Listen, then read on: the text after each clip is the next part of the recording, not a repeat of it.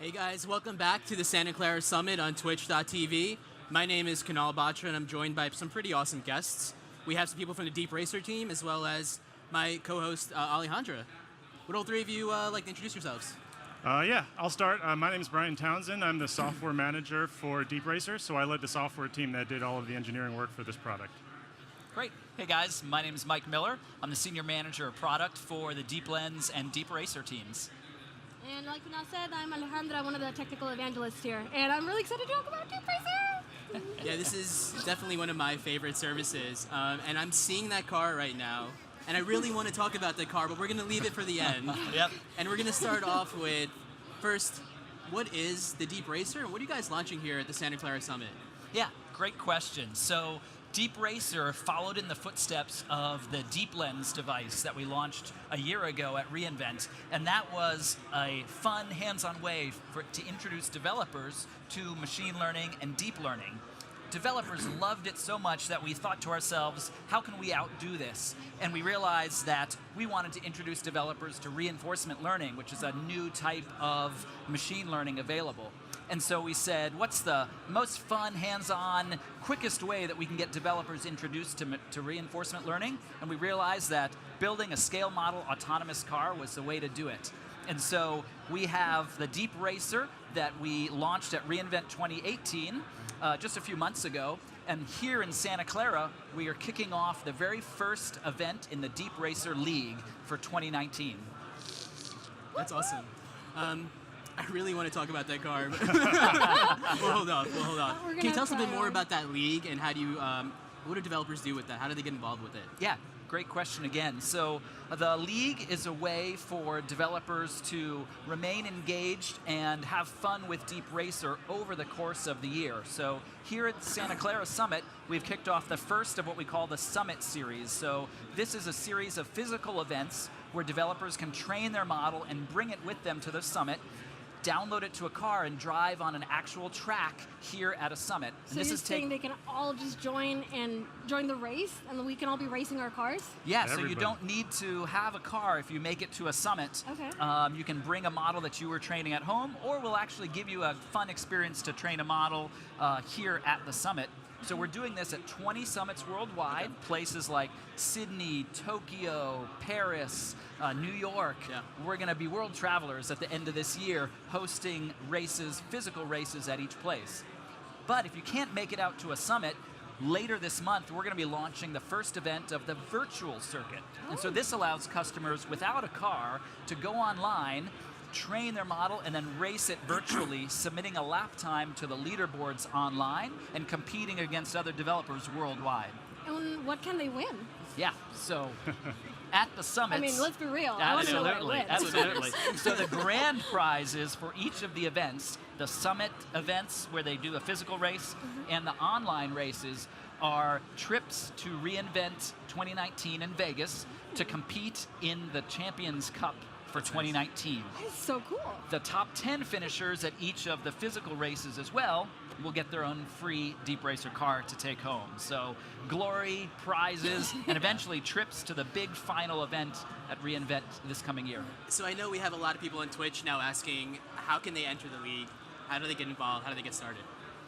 Yeah, so visiting a summit is the easiest way to do it initially. So at the summit, we'll provide access to cars. We've got workshops to train developers on how to build and train their models and introduce them to reinforcement learning. And it's there at the summit that they can enter the league and drive in a race. As I mentioned, the virtual league is the next best thing. And so developers can go online without a car and train a model.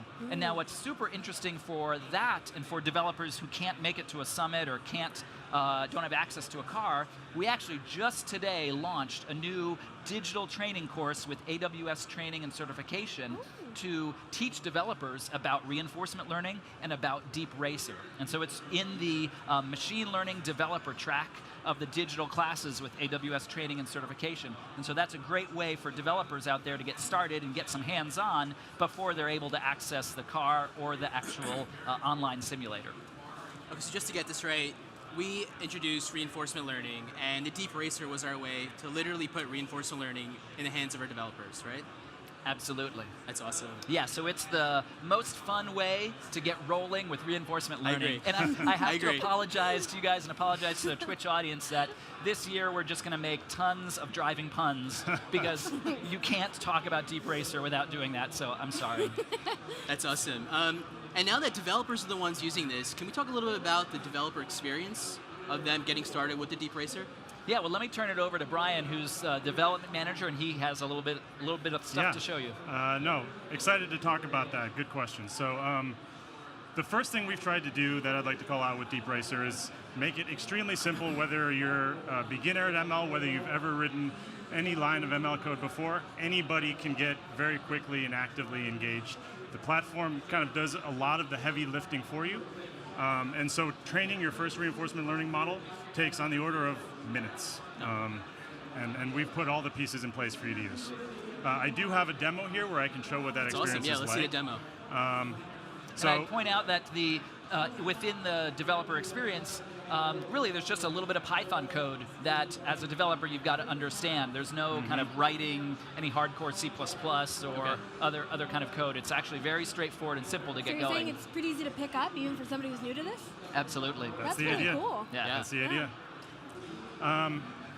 So if you can see my screen right now, what I'm showing is the DeepRacer Console. And this is kind of the first thing you'll see when you enter the console. I'm going to quickly show what it looks like to just train your first reinforcement learning model and how easy this is. So when you click the Create Model button, the first thing you see is a couple form fields to fill out here. So I'm going to just call this Test Model 2. I think that's because I already have a Test Model 1. We'll call this Launchpad. You can give it a description so that you know kind of the input parameters that you've specified for that model. And then what we've done next here is create a bunch of virtual tracks that you can use to train your model in. The reInvent track here in the upper left, that's the one that closely matches the physical track we have here at the summit. And so I'll leave that one I selected. have no idea if you had all those other versions. Yep.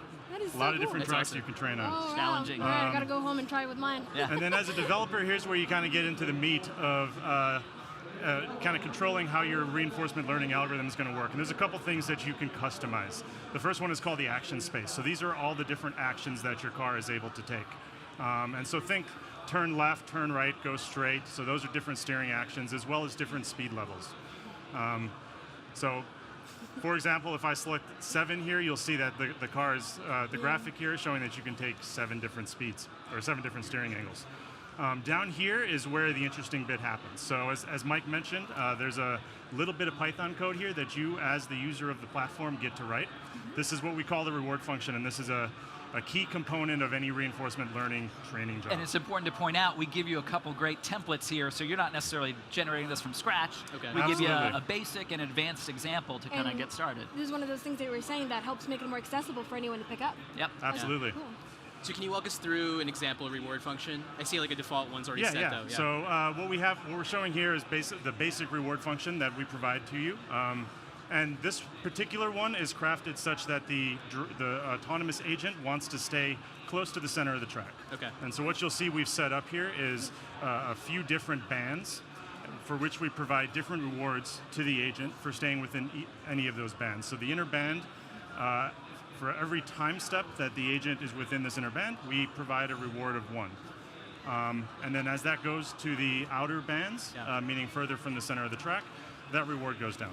So when you're saying agent, in this case, we're talking about the car, right? The car is the agent. That's exactly right. Okay. So reinforcement learning generally is described as an agent interacting with an environment. Got it. Now for DeepRacer, the agent is the car, and the environment is the track. Got it. And so you'll hear me throw the term agent around frequently. That's basically the autonomous model we're trying to build. Got it. The platform lets you set a couple other things. For those that are familiar with machine learning and building these types of models, we have a set of hyperparameters that you can customize. And then you can set a training time. And so with entering very little information, you'll see that I can launch a training job here. And that will show up in my list of models. Now, this takes a few minutes to spin up. And so to kind of have something that I can show a little quicker, I started training a model a little while ago, just to give you a glimpse of what it looks like as it's training in this environment. So this is an active training job happening on the right here. What you see is a view into basically you see what the car sees in the virtual environment. And so this is the car. Are you using Gazebo for this? Yes, we are using Gazebo for this. Good question. And this platform itself is built on top of a couple other AWS platforms. Gazebo is part of an AWS platform called RoboMaker. Yep. This is something that enables you to build and deploy robotics applications. So and the you key use thing that Gazebo- RoboMaker gives us is the simulator, is Gazebo.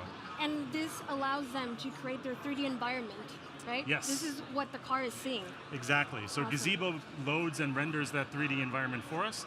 It also integrates with a number of physics engines that we use to model the physics within this environment. So I actually want to ask you a really simple question that Yeah. I've actually got asked before. How does the car understand? It's a really cool.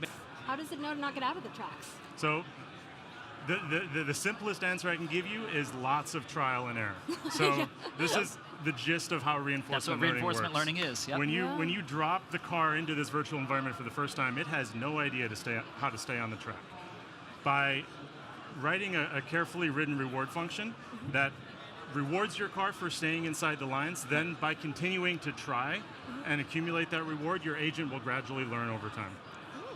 So we're talking a lot about reinforcement learning, but just for everyone in Twitch who's not familiar with that, can we talk about how reinforcement learning, what it is, and how it differs from other types of machine learning, like supervised or unsupervised learning? Yeah, really good question. So the biggest difference between reinforcement learning and these other types of machine learning applications, like supervised and unsupervised learning, is that reinforcement learning does not require a large amount of data. So if you think about traditional supervised learning use cases, what you would do to train a supervised learning model is go out and collect a whole bunch of data. Let's, for example, say we're going to train a model to maybe detect different types of objects in a room. Right. Your first task then is to collect a whole bunch of images of different objects and to label those images. You feed those to the algorithm, and then it learns from that sample data. So it's very human intensive to Very label human that. intensive. Got it. And supervised learning is also human intensive. It doesn't require the labeling. That's Okay. what makes it unsupervised. But it still requires a large amount of training data. Got it. Now, reinforcement learning is distinct in that it does not require that training data. What it requires is a virtual environment in which it can try different approaches to solving the problem that you're giving it. Okay, so in this case, we're looking at the simulator. We can see that the track, it resets every time it goes off the track. Is that learning from that mistake and then Yes. trying to take that in? And then That's exactly okay, right. So got it. the car will basically start at some point on the track, and then it starts driving. And it starts driving until it hits what we call a terminal state. A terminal state could mean it's completed an entire lap around the track, or it could mean that it's gone off the track. At that point, we reset it, and the car gets to try again. Each time we reset the car is called an episode. Got it. And so in reinforcement learning, I think like you mentioned, the car is the agent, and then the environment is this virtual environment that we're watching right now happening over here. And then it's learning based on every episode of it crashing and then trying again. That's exactly right. Okay. And this graph you see on the left side of the screen here is a graph of what we call the reward score. So that's how much reward our agent has accumulated on each episode Got it. over time. And so what you'd like to see as the model is learning is an upward trajectory of how much reward it's able to accumulate. Now this is noisy, and that's because the agent is still exploring. And so exploration means it will try and take random actions to figure out if there's a better way to solve this problem. And sometimes those random actions, they work out really well. And you'll get these high reward points where it's able to finish a large percentage of the lap. Sometimes they don't work so well and you'll get these low reward scores. That's fascinating. So basically what you're saying is when the car first starts out, no training, no learning, doesn't know anything, it's just exploring the world, taking random actions, That's and then exactly right. resets, keeps learning from there until the graph gets... And we have a phrase, we have a term for that. It's called exploration versus exploitation. And so you can, in those hyperparameters, you actually can decide how long do you want the Okay. car to explore versus start to exploit some of the knowledge that it's gotten. And so those are the kind of things that you can play with to optimize how quickly your model trains and how well it gets trained. So you mentioned a reward system. I'm kind of curious. Does it get punished if it makes a mistake? Yeah. There is such a thing as negative reward, so Oh, no. I suppose you could consider that to be a punishment. I'm sorry. And so for all the Twitch users watching at home who want to win the competitions and the leagues, can you give us some hints on reward functions that people who are watching can get a leg up on people who are not? Yeah, and is any of this available on GitHub or anywhere else for the public to see? Yeah, so as far as hints go, there's a lot of different techniques you can try here to improve the performance of your agent. I think a lot of them are probably going to be a little more in depth than we're able to go.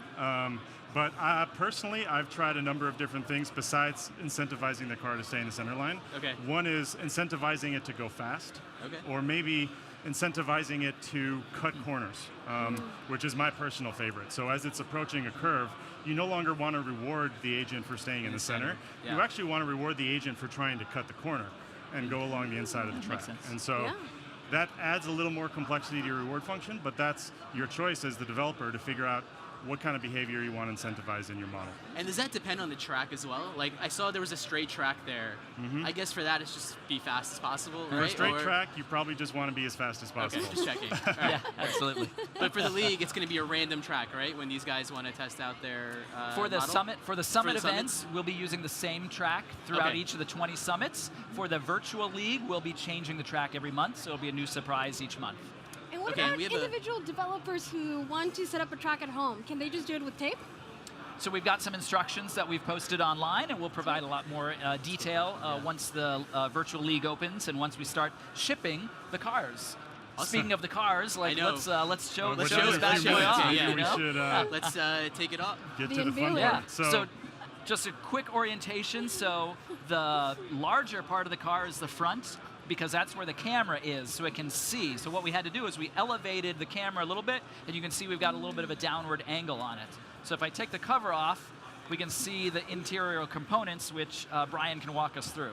Yeah, so the first thing I'll point out is this camera up front. This is a 4-megapixel camera. It's actually similar to the one that we used on Deep Lens. On top here, there's a little cradle that holds the compute battery. So that is what powers the computer that's inside this thing, which is an Intel Atom chip. It's called the Apollo Lake. There's an LED on the back that is programmable, so this lights up when the car is turned on and can change different colors. It's actually really cool when you have the top on. It's like a light pipe, and it shows up in the fin on the back of the car. So really cool. Yep. Yeah. There's a few other ports that I'll mention briefly here. There's an HDMI port and several USB ports. This device is running Ubuntu 16.04 operating system. So if you would like, you can choose to use it as a computer. You can hook up a monitor, you can hook up a keyboard, and what you'll see when you power that thing on is the Ubuntu sign-in screen. Coolest computer ever, probably. It's a 1/18 scale monster truck chassis on the bottom. 4x4, four-wheel drive, 4x4. full suspension. Oh, yeah. So we've wired up our computer in here to be able to control the steering angle and the speed that the car is going. So there's 3, I guess, components to the car. You have your RC layer. I guess then you have your Ubuntu computer, and then the camera. Yes. Well, the RC layer, you're exactly right. Those are the 3 layers. Those are the 3. I guess the computer and the. Yep. Yes. And we think about the camera as just a sensor, right? And so there's some kind of sensing apparatus on the car so that it knows what kind of decisions to make, or it knows what the state of its environment. And there actually is another sensor in here, which is an IMU. So we get accelerometer and gyro data out of that. And I am noticing, I don't know if the Twitch viewers can see this, but next to the camera, there's 2 USB ports. Yes, that's a what is that for? Yeah. Good eye. Yeah. So we do have 3 USB ports up here at the front. You'll notice the camera is plugged into the center. The other 2 can be for additional types of sensors that you'd like to use on the car.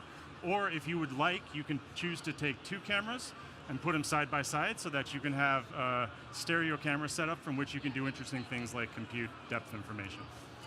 That's awesome. So we have a little bit of, a couple of 30 seconds left. Can you tell us, is there anything I didn't ask you that you guys want to get across to let developers know back at home? Just that this thing is a super fun and hands-on way to get involved. There's a free tier of service, so when you train a model, that's when you may incur cost, because as Brian mentioned, we leverage SageMaker and RoboMaker on the back end to facilitate and execute the training. And so when we launch, there'll be a 30-day free tier for AWS developers who are new to DeepRacer, who can get a certain amount of training, which should get them through a number of initial model training runs. But after that, there'll be the standard kind of pay-per-use charges for SageMaker and RoboMaker. Awesome. Well, thanks so much, guys. Yeah. Really appreciate it. Yeah, this is Great. fun. All right, It was take fun care. talking to you. Thank you. Yep, thanks.